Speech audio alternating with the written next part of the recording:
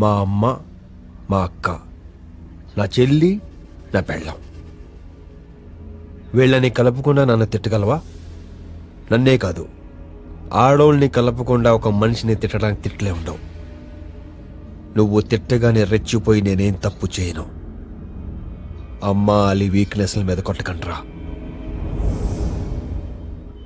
మీ ఇంట్లో నీకు అమ్ముంది, నాకొద్దు. పౌరుషం లేదారా నీకు?